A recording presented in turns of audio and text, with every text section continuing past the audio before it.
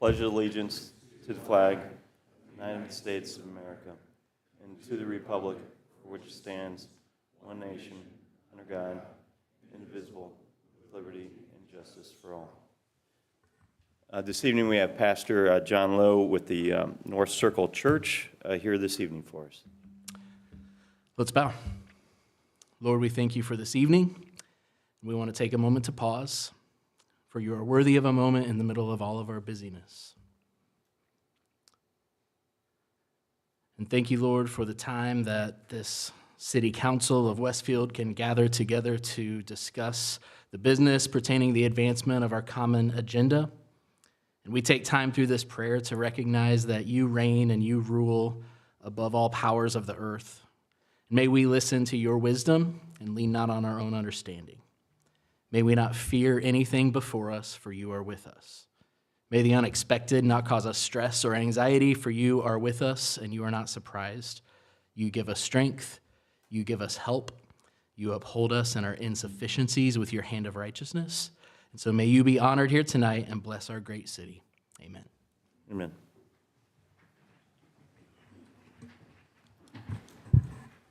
May the clerk treasurer note the presence of a quorum. Noah Herron. Here. Chad Huff. Here. Victor McCarty. Here. Patrick Tam. Here. Kurt Wanninger. Here. John Dart. Here. Joe Deppner. Here. We have a quorum. Thank you. Next order of business is approval of minutes from our last council meeting, assuming everyone's had a chance to review those. And we need a motion and a second. Make a motion to approve the minutes from March 10th, 2025. Second. We have a motion made by Councilor Wanninger, seconded by Councilor McCarty. Seeing no discussion, may we call the roll? Chad Huff. Yes. Victor McCarty. Yes. Patrick Tam. Yes. Kurt Wanninger. Yes. John Dart. Yes. Joe Deppner. Yes. Noah Herron. Yes. Motion carries 7-0. Next order of business is approval of claims, assuming everyone's had an opportunity to review those. And we need a motion and a second. Make a motion to approve claims docket for 3/24/25. Second. Motion made by Councilor Herron, seconded by Councilor Huff. Seeing no other discussion, may we call the call? Yes. Victor McCarty. Yes. Patrick Tam. Yes. Kurt Wanninger. Yes. John Dart. Yes. Joe Deppner. Yes. Noah Herron. Yes. Chad Huff. Yes. Motion carries 7-0. Thank you. This evening, we do have one item, a change in the agenda, which our city attorney can better explain. But the public hearing for ordinance 25-12 was actually already held. It does not need to be held this evening at the city council meeting. That is the only change. Chris, do we have any residents that wish to address the council this evening? I have no cards at this time. We have one.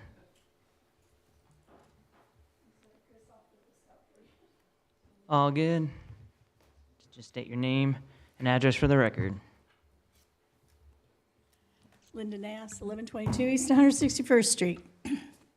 So today I went to the Finance Committee meeting. We might hear a report about it tonight, but you can't speak at the Finance Committee meeting. So I just wanted to say, with all that we're hearing at meetings, finance and council, what we're reading in the newspapers, was that in October of 2021, we had BKD and Baker Tilly do some big reports for us. I think we spent about $1 million.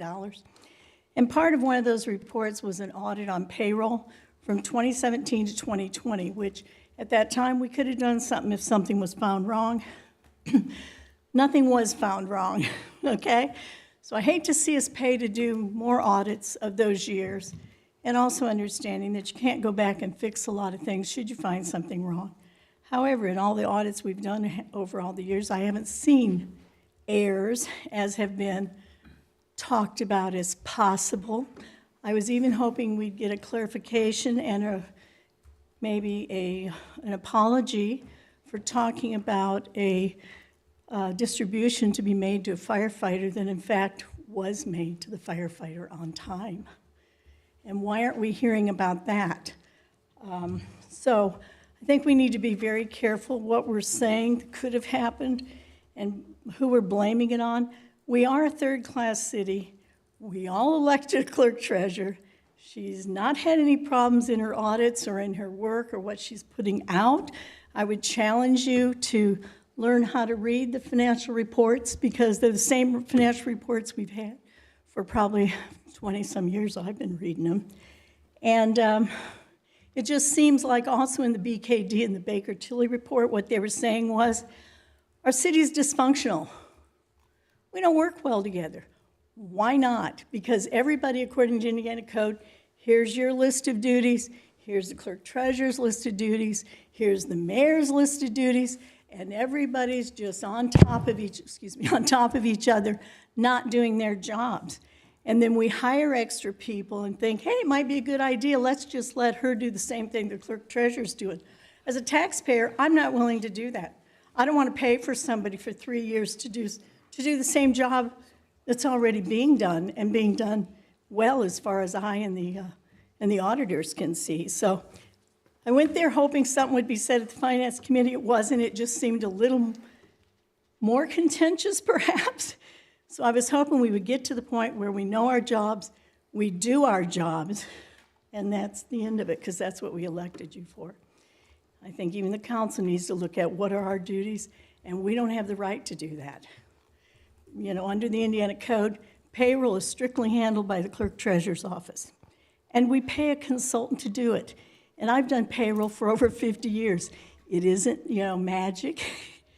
It can be done. So I'm a little disappointed. Mr. President, it's been Just 3 wanted to minutes. say Thank it. you. Thank you for your time. I Thank you, really Mrs. Mass. appreciate it. Thank you. This evening, we have the presentation for the Parks Master Plan presented by Director McConnell. Thank you, President Tam. For the record, Chris McConnell, Parks and Recreation Director for the City of Westfield. Councilors, Deputy Mayor, thanks for having me this evening. I promise I will keep this brief. This is a high-level report on the Parks Master Plan and what we have and what it has provided for us to move the Parks Department forward. To start with, let's go over a little bit of the purpose of this master plan. So this goes back starting in 2012. Every 5 years, we've updated the master plan and done a new master plan. We are doing it off schedule this year because you all were gracious enough to create a Parks Board and a Parks Department last year. So we went through the process of updating this master plan to qualify with the state to become a state-recognized department that would qualify for additional funding. So that was the biggest purpose of this. Obviously, there were some other things that we wanted to accomplish in this master plan that are listed up there. But the overall purpose was so we would be a recognized department by the state, and that so we could qualify for anywhere from $3.5+ million of extra funding through the state government as well as the federal government. The comprehensive plan goals, one of the big things was for our board to establish their roles, define their roles and responsibilities, and create a accord with not only the mayor, but also with you, the council, so that they could better understand what you wanted and what they could do to move those goals forward. The other big part of this was to help the Parks Department. So orderly transition from operating as a subset of DPW to a standalone department. For years, we were operating underneath DPW. We weren't standalone. Although I knew how to operate a department, we had to set our own goals, our own responsibilities, and our own policies. A big part of this also was to establish that relationship between the park staff and the Parks Board. And then develop and evolve a budget in conjunction with the board. And that's something we will do moving forward so that we can present to you a responsible budget and show that we're using taxpayers' dollars responsibly. So with that said, let's go through the process. About midway through the year last year, we hired Mater Design Group, which has done many master plans, not only for us, but lots of other departments in the county. They spent several months going through the demographics, social and economic factors of the city of Westfield. They also looked at our natural features and landscape so that we could look to see where we might be able to establish new parks. They looked at our historical and cultural aspects to see how we could integrate those into our parks, what industry we had and how we might be able to leverage that industry for better funding, and what our current park asset and makeup was. So to interject a little bit on that to put this all in context, just so you guys are aware, The national average of parks per 1,000 residents is 9.9 acres per 1,000. When I started with the city in 2010, we had 156 acres of parkland.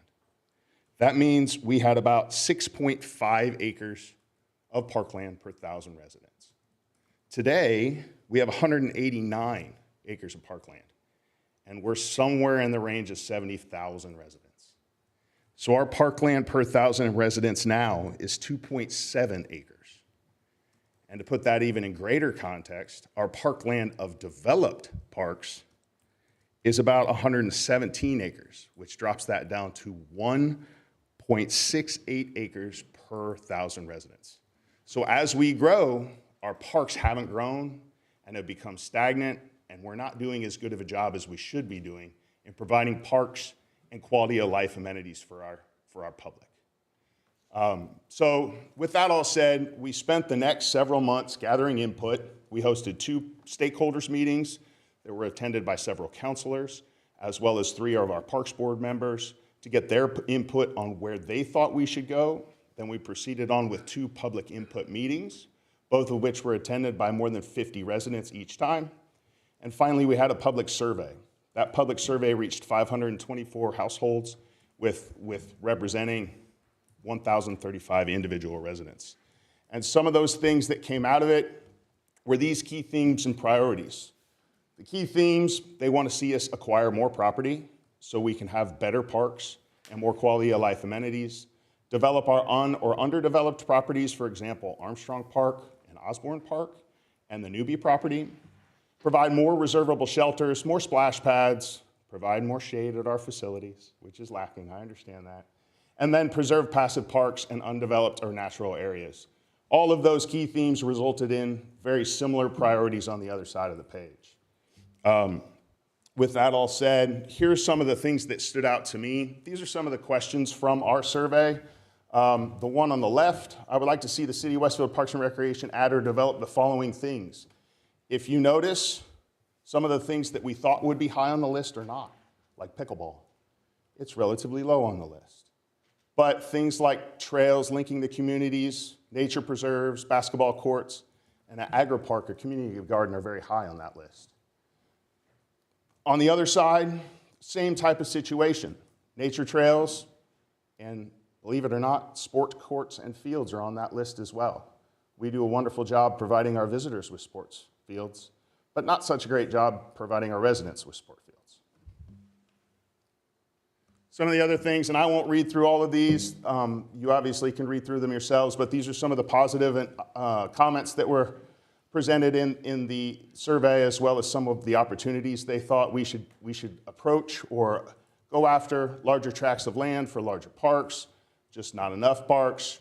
And one of the things I found most interesting about our survey was the question in the bottom right. If you had 100 to spend on parks and recreation facilities, how would you distribute funds across the following categories?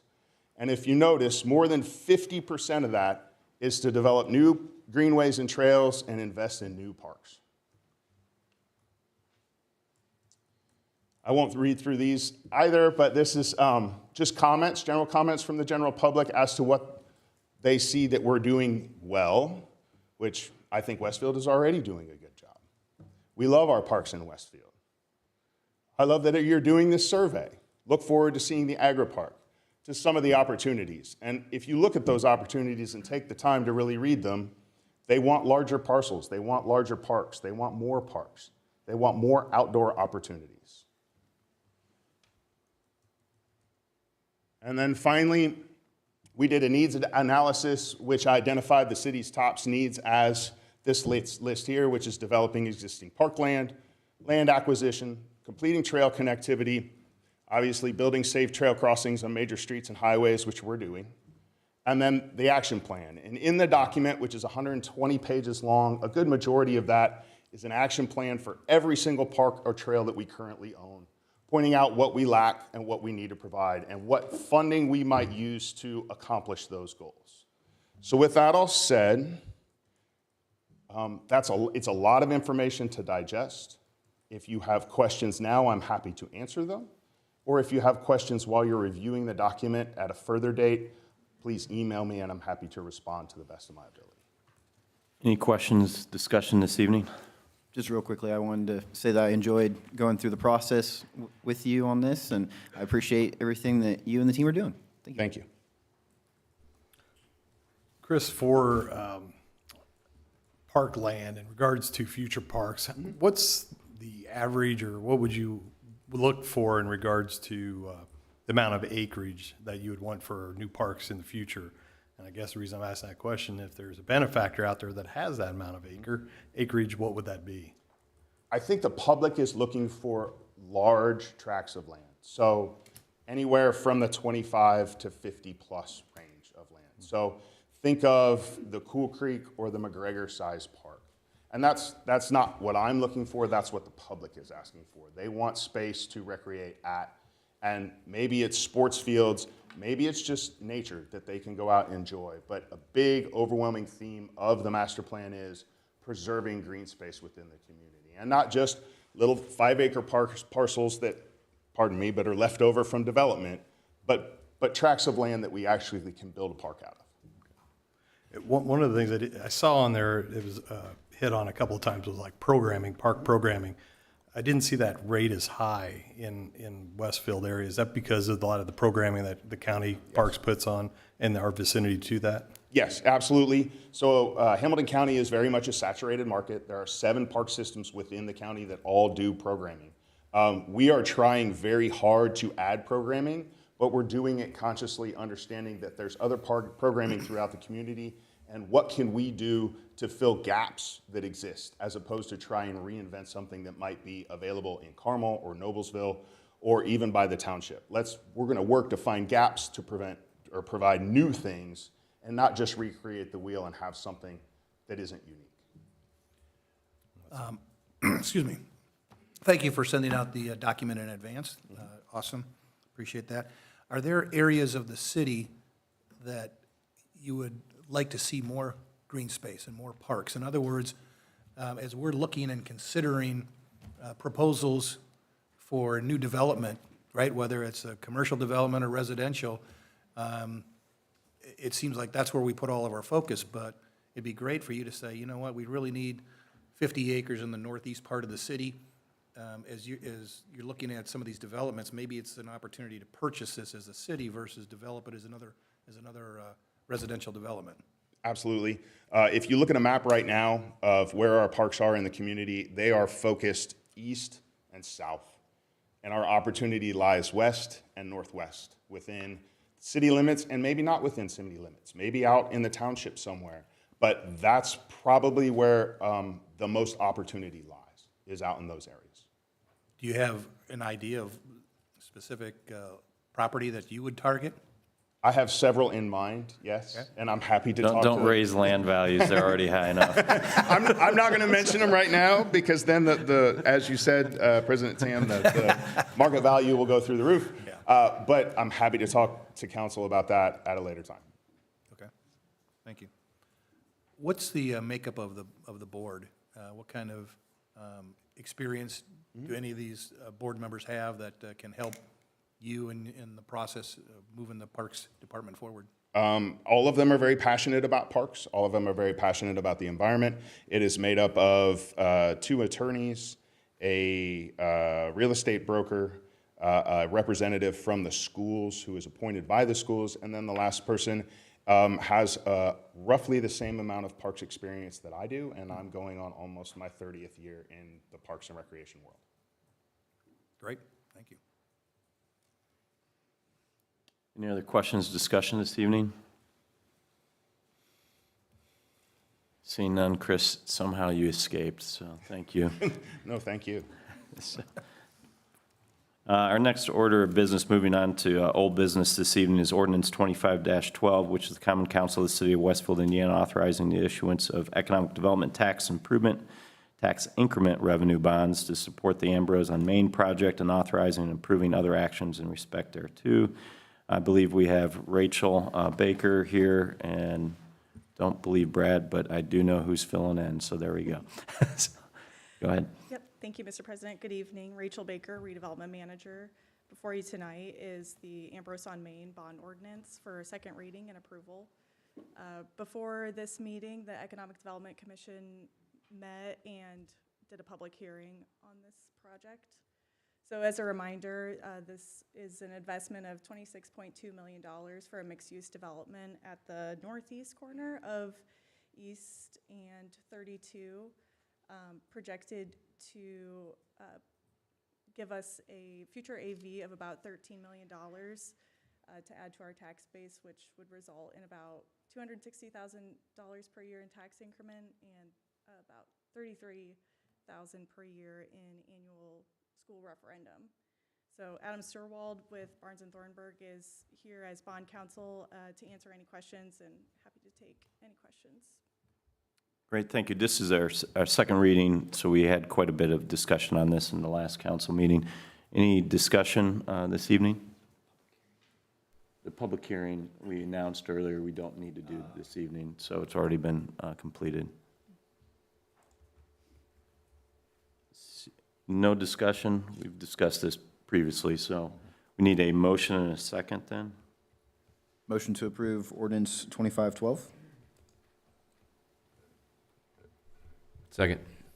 And we have a motion made by Councilor McCarty, second by Councilor Huff. Seeing no other discussion, may we call the roll? Patrick Tam, Yes. Kurt Wanninger, Yes. John Dart, Yes. Joe Deppner, Yes. Noah Herron, Yes. Chad Huff, Yes. Victor McCarty. Yes. Motion carries 7-0. Thank you. Thank you. Thank you. Moving on to new business this evening, we have Resolution 25-112, the City of Westfield, Indiana declaring its official intent to reimburse expenditures for costs related to the construction, acquisition, equipping of certain public improvement projects. Danielle Carey-Tolan. Yeah, before you is a resolution declaring a reimbursement resolution, and the intent is to reimburse any project-related expenses incurred before bond issuance. This is anything from design, planning, or initial construction. And I do have Dennis Otten on the line. He was unable to attend in person, but I do have some breakdown of some numbers as I was asked for some of those prior to. But Dennis, would you like to fill in the gaps before I go through those numbers? Sure, I'm happy to, Danielle. And good evening, council members. My apologies for not being able to make it in person this evening, but we do this quite often on projects. It's sort of a belt and suspenders approach to ensure that the city can reimburse expenses that it's incurred for projects before it's issued bonds. It's really done for federal tax law purposes. And it's pretty straightforward. You'll see that there's park improvements identified, and then the police station headquarters and fire station number 85 project. This, just for avoidance of doubt, this resolution isn't an authorization to issue bonds. Those were done separately. This is just to clarify that there's an intent to use some of the bond proceeds for reimbursement purposes. So for Station 85, we currently have about $155,000 so far that we have issued, whether it's geotech or CDs or some other pre-con services. So that's for Station 85. For PD, we have an installation of mass grading and stormwater improvements of about $350,000 that we've done so far, and also the purchase of the land, which, and then for Park Street, we have some design work. About $127,000.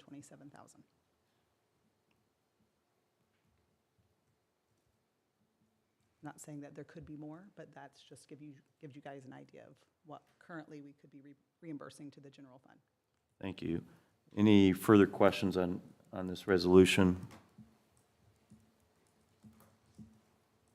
Seeing none, this is a resolution this evening. We need a motion and a second. Make a motion to approve Resolution 25-112. Second. We have a motion made by Councilor Wanninger, seconded by Councilor McCarty. Any further discussion? Seeing none, may we call the roll? Kurt Wanninger, Yes. John Dart, Yes. Joe Deppner, Yes. Noah Herron, Yes. Chad Huff, Yes. Victor McCarty. Yes. Patrick Tam. Yes. Motion carries 7-0. Thank you. Moving on to Resolution 25-114, City of Westfield, Indiana, declaring its official intent to reimburse expenditures for costs related to design, construction, acquisition, and equipping of Fire Station 84. Danielle? So same premise of the previous resolution. So this is for Station 84.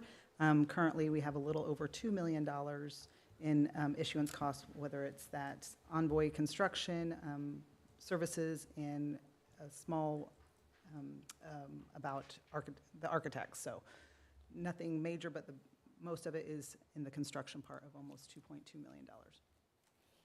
Thank you. Any questions or conversation about this evening? Seeing none, maybe we need a motion and a second. Make a motion to approve Resolution 25-114. Second. We have a motion made by Councilor Woniger, seconded by Councilor McCarty. See no other discussion, may we call the roll? John Dart, Yes.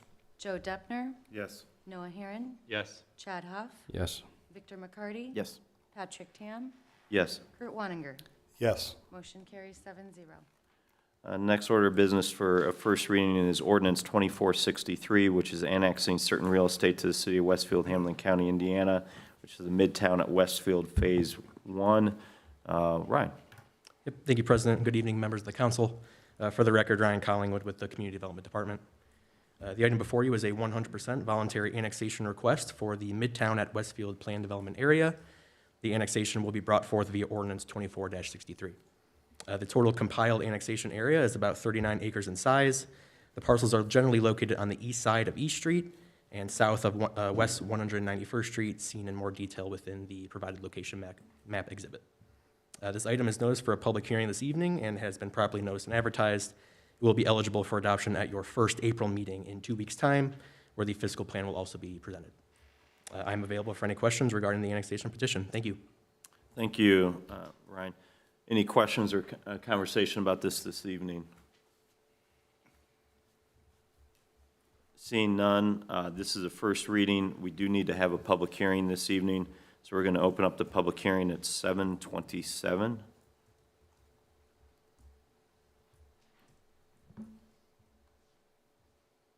Seeing no one stepping forward, we're going to close the public hearing at 7:27 as well. We'll move on to the next order of business, which is ordinance 2511, which is annexing certain real estate to the city of Westfield, Hamilton County, Indiana, which is East Street. We have Mr. Collingwood again. Yep. Thank you, President. Again, for the record, Ryan Collingwood with the Community Development Department. The item before you is a 100% voluntary annexation request containing certain property along East Street. The annexation will be brought forth via ordinance 25-11. The total compiled annexation area is about 16.2 acres in size. The parcel is generally located on the south side of East 196th Street and west of Flippins Road, seen in more detail within the provided location map exhibit on your screen. This item has been properly noticed and advertised and is available for public hearing this evening. It will be eligible for adoption at your first April meeting in 2 weeks' time, where the fiscal plan will also be presented. Again, I am available for questions regarding this annexation petition. Thanks. Thank you. Any questions or comments this evening? Seeing none, we're going to open up for our public hearing, which is at 7:28 p.m. this evening.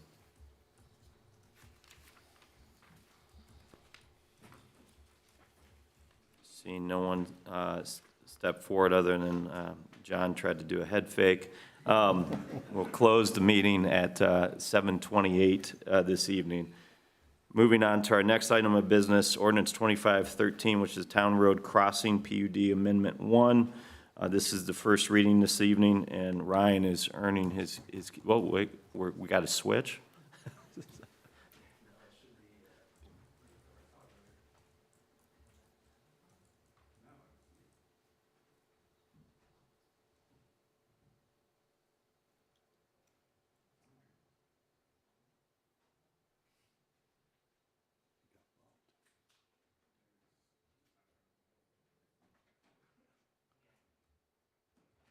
Sorry about that, a little out of order. Okay, Town Road Crossing. So thank you, President, members of the council. Again, for the record, Ryan Collingwood with the Community Development Department. The item before you is a proposed amendment to the Town Road Crossing Planning and Development District, in which was originally established in 2007 as Ordinance 07-26. Since then, Westfield Washington Schools filed a rezone petition in 2023 to rezone the north portion of Town Road Crossing PUD in order to permit the accompanying school facilities. The schools' rezone reclassified the zoning north of SR 32, while the existing Town Road Crossing PUD south of SR 32 still exists today as approved back in 2007.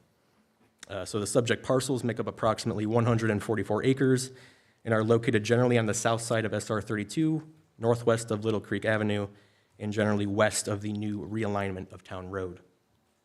The amendment proposal is to incorporate and update development standards in which are more aligned with tendencies of development in Westfield today rather than 20 years ago, when the controlling ordinance was compiled. The amendment will also modify and update the real estate boundaries of the PUD, but I will let the petitioner's representative speak a little bit further on some of the ordinance updates. This item is in front of you this evening for its first reading in front of the City Council, and the item is slated for a public hearing in front of the APC at their April 7th meeting. John Dobashewitz of Nelson Frankenberger is present this evening for first reading, and he plans on making an introductory presentation tonight. Thank you.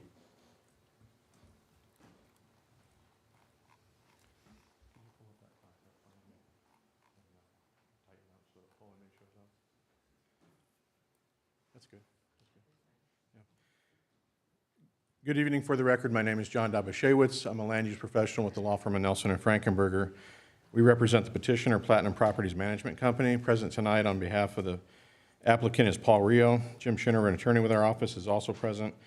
The matter before you this evening, as indicated by staff, is a Town Road Crossing PUD District 2025 amendment.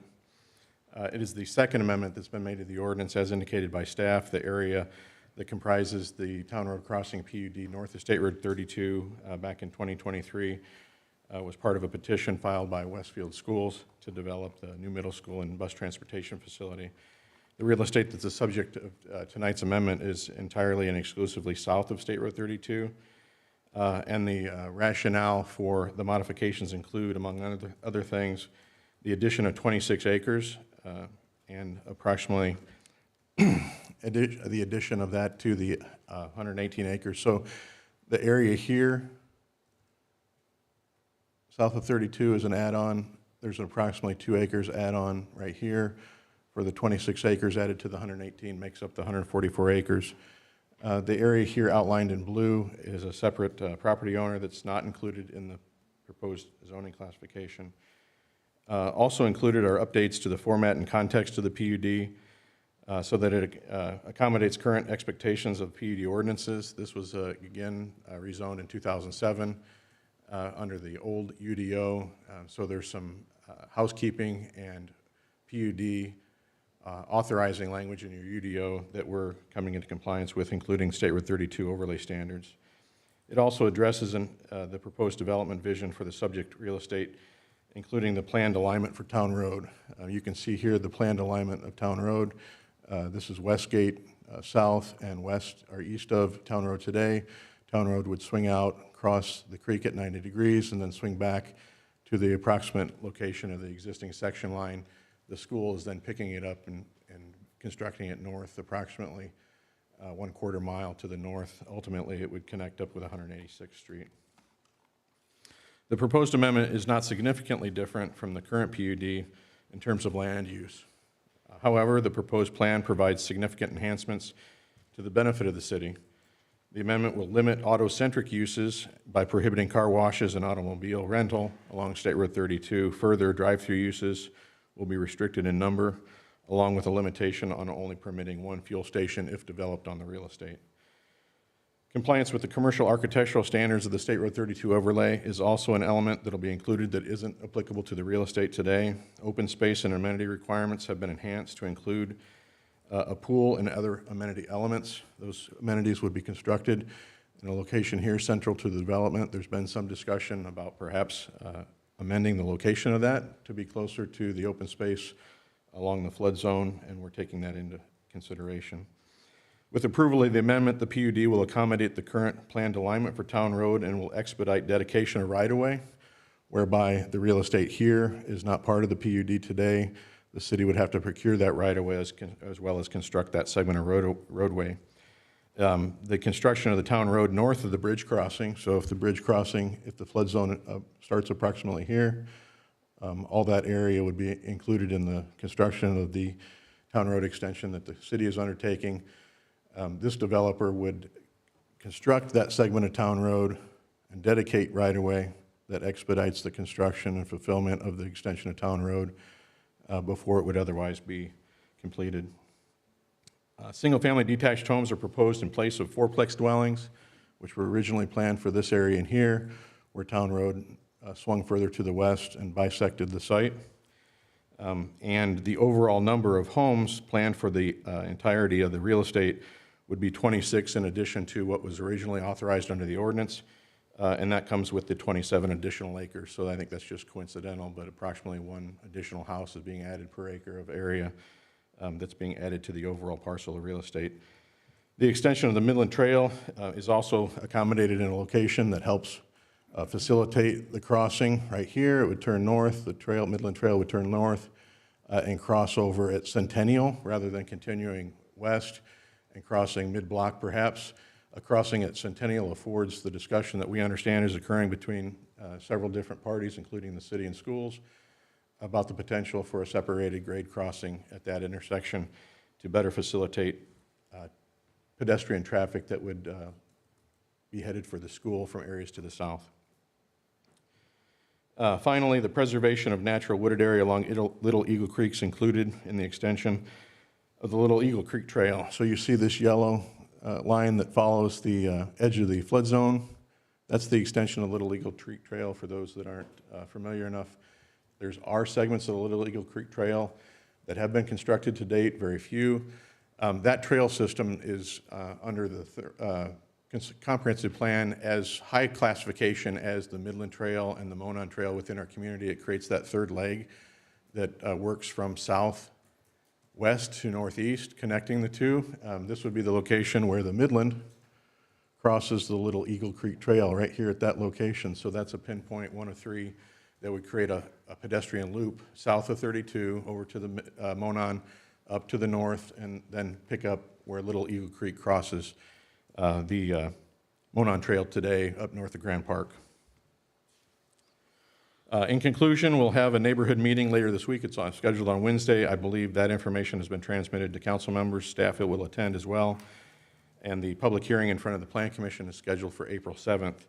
After the conclusion of the public hearing on April 7th, we'd be back in front of the Plan Commission in late May, and then perhaps back in front of the council in June, late June, if not July, with a recommendation from the Plan Commission. With that, we'll conclude and look forward to the process through the Plan Commission. Thank you. Any questions or comments this evening? Just a few things on infrastructure, and John, thanks for taking time to meet with me earlier to go through this development. A couple of things, and I guess for Public Works and for Parks as well, in regards to considerations of the Midland Trail crossing and then the future Eagle Creek Trailway project of looking at for safer crossings associated with those. So opportunities associated with those, the yellow line, as John mentioned, that goes along Little Eagle Creek, to have that splinter off and go under that new bridge so you don't have to cross at grade would be one of the suggestions. And then future, when NDOT has to do improvements to the bridge on State Road 32 to take that trail underneath as well, so we don't have to have at-grade crossings associated with that. Not sure if Jonathan Nail's on the line tonight, but another consideration is this road is going to be heavily traveled north and south. It's one that you basically goes from one end of the county to the other, and I think this will pick up a lot of traffic in the near future, even either a roundabout there at State Road 32 or an elevated crossing at potentially that location would be something to consider as well. People could still get off here or further north and gain access to the shopping center in this area as well. So just a couple of points in regards to infrastructure. I do like the alignment of Town Road a lot better than what it was previously proposed as. So. Could you explain again the rerouting of the Midland? What are you proposing? No, it's the Little Eagle Creek Trail. Take it underneath the bridge. If I might, Mr. Dart, right here is the Little Eagle Creek Trail, and the suggestion that was made would be to pull it under the improvements to create the vehicular bridge. so that people aren't having to cross town road at grade. They could cross it without being conflicts with vehicular traffic under the bridge, and then come back up to get them to the same location, just a little less direct, but in a much safer situation. And then one other thing I think you were going to look into was what was the, when the city purchased the west side interceptor sewer, the trail access easement and fiber easement that was associated with that, and did that all transfer to citizens, or was still, some of that remained with the city of Westfield? We're still looking for it, and the issue Mr. Wanninger brings up, Councilor Wanninger brings up, is that the potential exists that there's a pedestrian easement that exists over the top of the sanitary sewer easement. And the answer to the question that we're attempting to address is that easement that was transferred to citizens still active for public access in terms of the construction of the trail? And we're still working on coming out with that. So this location that we're showing of the trail would be in a dedicated pedestrian easement through the common area of the subdivision, but the option exists to pull that trail closer to the creek where the sanitary sewer is constructed within the flood zone. Yeah, for the audience and other counselors that went around at that time, from the west side wastewater treatment plant all the way up north of State Road 32, about to the 186th Street block, all the way over to Kinsey Road, Dartown Road, and 181st Street. When that west side interceptor was put in, the property was acquired as for the interceptor sewer, for a multi-use path trail, and for fiber. But with the sale of the utility, that easement then transferred to citizens. So what they're looking for is to see if it still retained the rights for the city to put a trail on that corridor. If not, we can still maybe go back to citizens and see if we could still put a trail there, so then they have access to their manholes for maintenance. Thanks, John. Thank you. Question, just to be clear, you said this amendment adds 26 new acres and then 26 new homes. Is that correct? Flip. 27 additional acres and 26 dwellings. Okay, but the new acreage is commercial based upon where you were rolling, right? It's this real estate here, which includes that area of townhomes here, which is approximately 30 over, so that all the way south to that line, which is the Midland. This is approximately 23 acres, and there's a couple more acres right in this vicinity here. Okay, just to be consistent with our discussion, just to raise it here in a public setting, my preference would be, at this time, I don't think this is the right area for townhomes. I kind of have that philosophy in general right now, unless the project was right. I'd like to see that entire top quadrant be designated as commercial, but that's kind of where I'm at. Thank you. To kind of reiterate that, John, I'm not as staunch on the townhomes as Councilor Deppner, but when we sat down for lunch and discussed this project, we talked about bringing, for this amendment, essentially bringing that commercial all the way to the Midland, so that if there was an opportunity for commercial to go there, we could achieve that without the townhomes leaking into that commercial, that existing commercial line that's there now. And we discussed that with staff, and staff's thought process there was that they would want to, and this was from community development, would want to see us come back in front of the council to ask for that modification, because they would want to see more information on the character of structures that would be constructed adjacent to the Midland. So it's not that we couldn't come back, but if there was an end user that made itself available, we would have to reapproach the council and amend the ordinance to allow that to occur after we would show you and staff what it would look like. If you took that gray area between the town roads and State Road 32 and basically overlaid what's over at Cary Road, and basically overlaid it on that area, it's the same distance, correct? You could get a Kroger with a couple of outlots out in the front. Town road to the Midland is, if I'm not mistaken, identical. The area of commercial real estate that's available, if you think the area in front of the townhomes that are built east of Kroger on 32. There's more depth here in the commercial area. The area that's out in front of the townhomes on 32 east of Kroger only accommodates an outlot with those two multi-tenant buildings. I think one's multi-tenant, the other's daycare, but this would be more than the depth of just an outlot in terms of depth off of 32.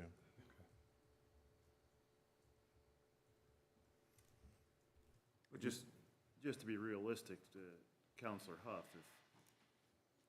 and I understand the current zoning, but if we approve townhomes there, they're gonna get a builder of townhomes long before commercial's ever gonna go there. So they're not coming back to the council, put it that way. What's currently approved? Currently approved in the space between the Midland and 32 is authorization to construct 100 townhomes. So that represents nearly 40% of the dwellings that would be available on the real estate.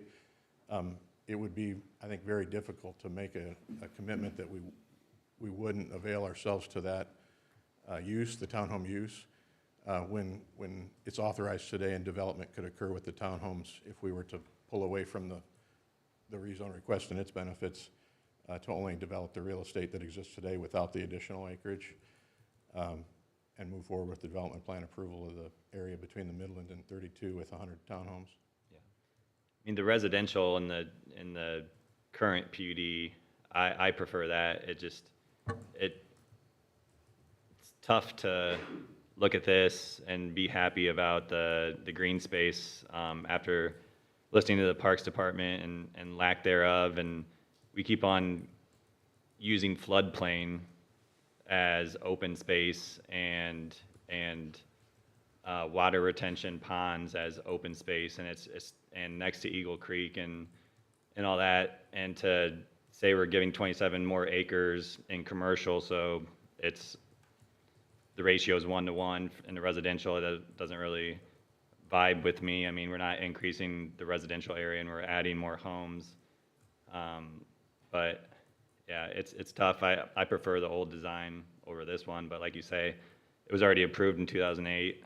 I don't think it'd get approved today, so we got to work within those confines to see what we want. I'll just add that I agree with the sentiments of my fellow counselors, Counselor Huff here, about just wanting to have the opportunity for commercial along the Midland. For instance, with what we're doing in our downtown, say, who knows, there's a fun idea, a fun opportunity to have a trailhead development at Eagle Creek and Midland. It kind of binds us a little bit with just permitting residential here, but on the flip side, if you were to expand the gray commercial area down to the Midland and then also including the permissible use there being townhomes, well, then you're opening up the entirety of the gray area to permit townhomes, similar to Bonterra over here on the east side. So it's a difficult balance, but of course I would support commercial being there along the Midland to make it a real unique project. Any other conversation, questions this evening? This is a first reading of the ordinance. We expect to have the APC work on this very soon. Thank you. Thank you. Ordinance 2514 this evening is our next item of business, with the Maple Knoll PUD amendment. We have Ms. Gillingham Teague, or no? That'd be me tonight. You do not look like Lauren, but okay. I do not. Evening, members of the council. For the record, Dane Crabtree with the Community Development Department. The item before you this evening is a proposed amendment to the Maple Knoll PUD, which would permit a pet supply store to locate along Spring Mill Road, south of the Midland Trace Trail. Specific language in the amendment would not permit the sale of cats and dogs, and that's basically the proposal here tonight, but Matt Skelton of Churchill and Antrim is present to give a slightly more detailed overview of the project, and this will be at the Plan Commission's April 7th meeting for a public hearing. Thank you.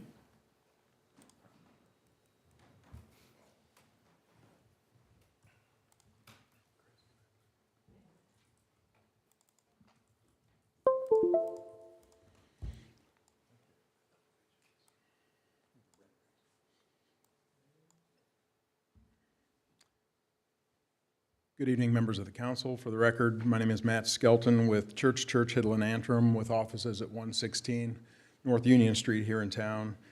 Here on behalf of Bill Gutrich, owner of the Pet Supplies Plus proposal. He sends his regrets he's not able to be with us this evening.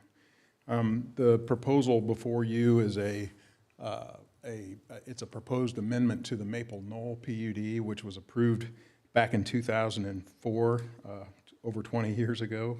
I can't believe it. But at that time, the zoning ordinance was really almost an entirely different document. It's been wholesale amended and replaced a little over 10 years ago. And so the Maple Knoll PUD was really designed, it froze forever in time a lot of those older zoning standards, and that's really the reason why we're before you. We're addressing a land use issue. It's kind of a subtle nuance, but today by right, even an outdoor veterinarian, an indoor veterinarian, pet services like grooming and boarding and things of that nature are permitted on the site, but you couldn't buy pet food or a leash without going through this process to update the definition of uses. And then lastly, there's some signage items that are being addressed. There's a limitation on being imposed on a ground sign of 6 feet, which is identical to the Farmers Bank immediately to the north. And then the proposal before you also updates the wall signage formula to the current formula that is in the UDO today that would apply if the old standards weren't frozen in time. And that's really it. Those are the only two things being addressed. If there's any questions for me. Hey, thank you. Any questions or discussion this evening? Just a brief comment. It was on that topic of addressing a PUD from 20 years ago. It was fascinating to read back through of just the nuances back then comparatively to today. My only concern and request for this was to not permit the sale of dogs and cats, and I appreciate that change was included. So that's it. Thank you. Yeah, and just to be clear, they do help with adoption events with the Humane Society. So I mean, they aren't selling animals, but they do host adoption events and activities on the site. That is certainly welcomed. Any other questions this evening on the first reading of ordinance 2514? Seeing none, we thank you very much, Mr. Skelton. Thank you so much. Ordinance, the next order of business is ordinance 2515, which is Chatham Commons PUD Amendment 1. Dane? Yeah. Evening, council. Again, Dane Crabtree of the Community Development Department. The item before you this evening is the proposed First Amendment to the Chatham Commons PUD, specific to a 2.69 acre parcel located southwest of the existing Spring Hill Suites Hotel along US 31 north of 191st Street. The proposal is for a new Element Hotel, for which the State Highway 32 overlay would not apply for architecture, rather the exhibit seen within the PUD would apply instead. The modification to architectural standards is the only standard being modified through this amendment, and all other standards are proposed to be met. Members of the development team are present to give a brief overview of these changes, and the project will be before the Plan Commission at their April 7th meeting.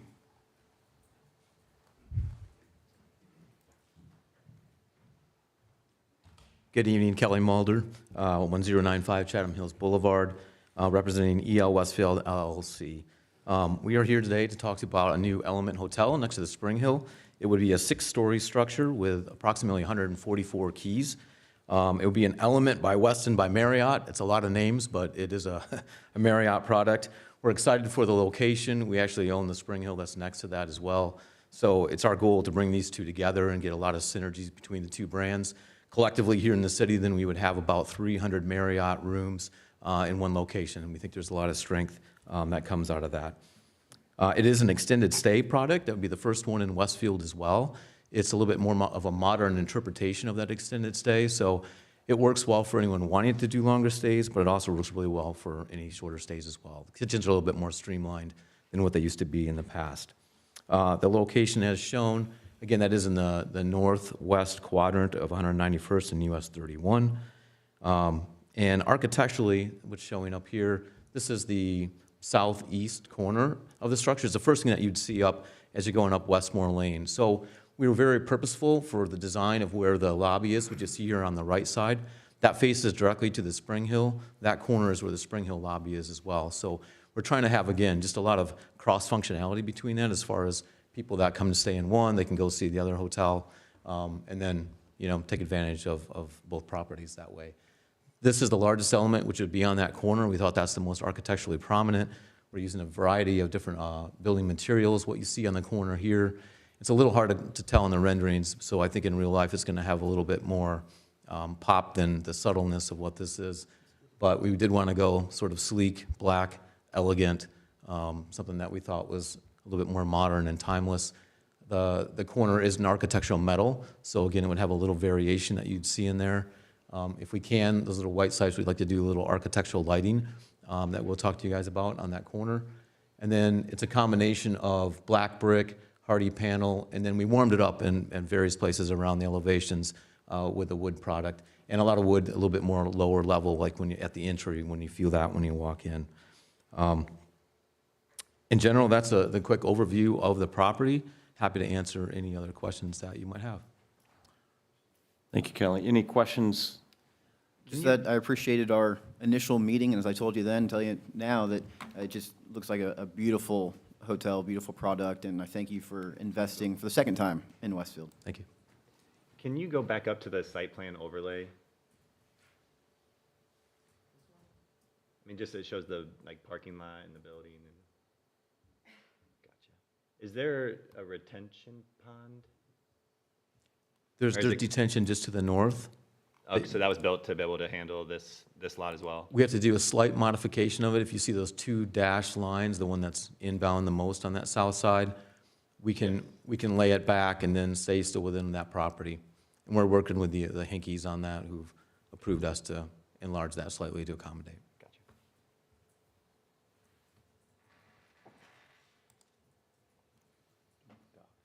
Do you have any meeting space inside the hotel, other amenities? We do. It's going to be about 2,000 square feet that would be in there. The lobby's a little bit larger, even though it's extended stay. It's a 2-story product, which makes it a little bit nicer, a little more glass that goes out to the back. What's not really defined here that we're working on were the hatch areas in the back. There will be an outdoor pool as well. We think it's just a really unique amenity to bring back. We're kind of hearkening to what you see in a lot of the multifamily, that, again, it gets people in there, they want to stay there. And it's kind of been a lost art form in hotels. So we want to be brave and foot forward and try to bring that back. And again, with some of the clientele that we see, it could be a real unique amenity for someone that's going to be here for a full weekend and give them something to do. There will be a small bar, part of the lobby bar that's in there. If you've been to Spring Hill, it's about that same size. It's slightly bigger, but yeah, it's another amenity we'd have. Grab and go for food? What about restaurants with them? So that the bar will serve a very small, limited menu. It won't have a lot of product on it just because of the location. I don't think we're not trying to be a sit-down restaurant. It's a little bit more bar forward, but we probably would have a salad and a hamburger kind of thing that's on there, and try to do it well so people like it. That's very smart. It's a good product to have. Any other questions? This is just a first reading this evening.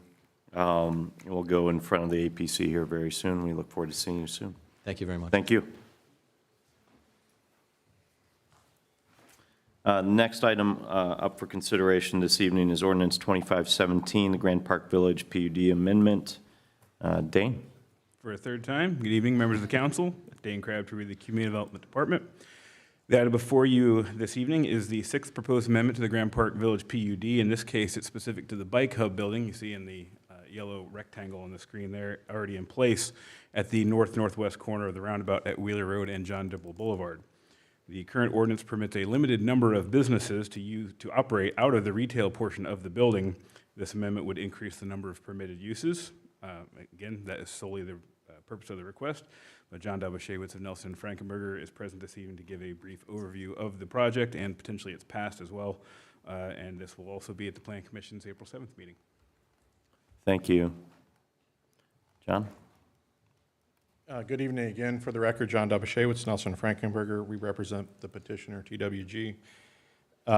As Dane indicated, the building, when the zoning was amended for the Grand Park Village to develop the apartment community, there was a multi-tenant building established here at that location that's outlined in red.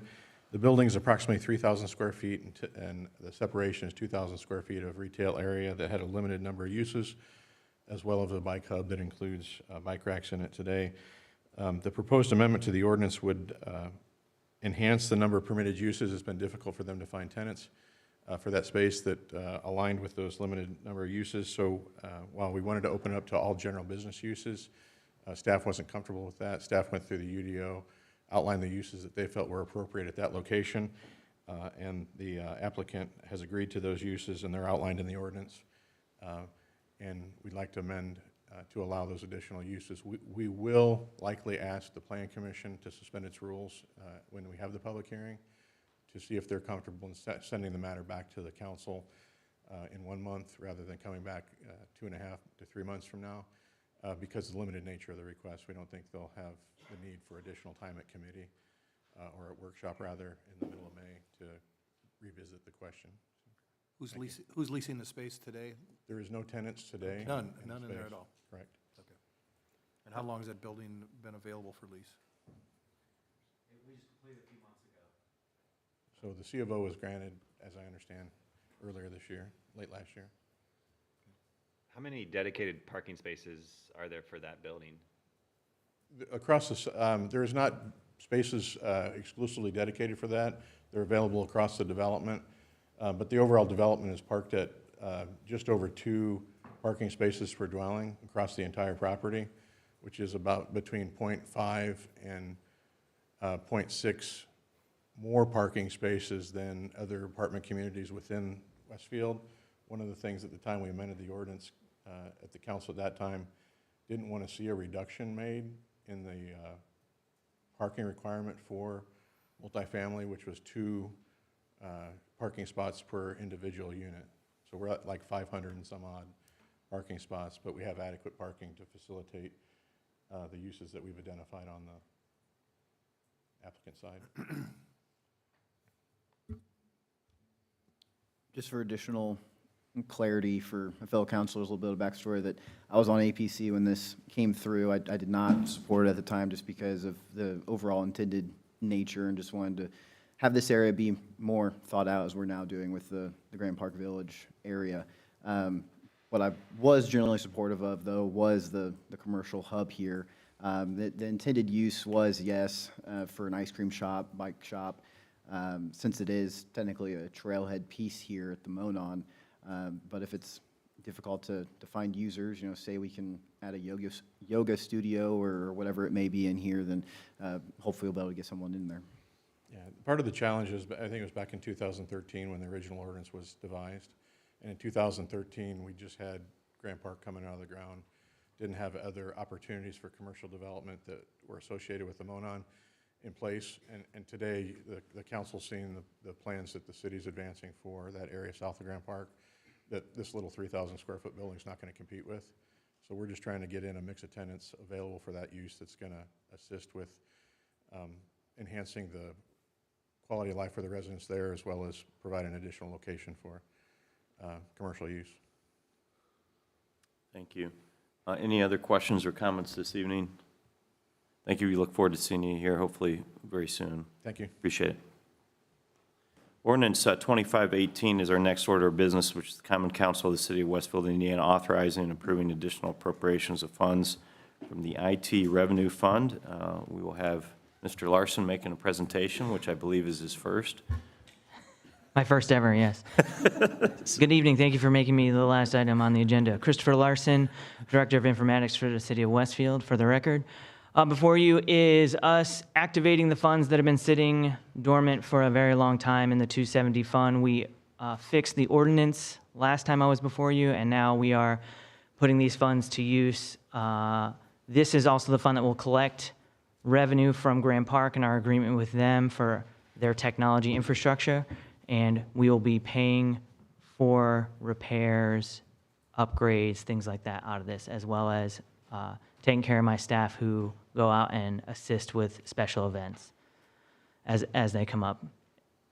Just for example of one, there's a big event that there was coming, and they had IT people come out from international to review our technology, and my team needed to be there to meet with them. So we're going to have to be available for that sort of stuff, and want to make sure that we're in a position to move if we have to, so we can get those events. Thank you. Any questions or comments this evening? We need to conduct a public hearing this evening, so we're going to open up the public hearing at 8:05 this evening.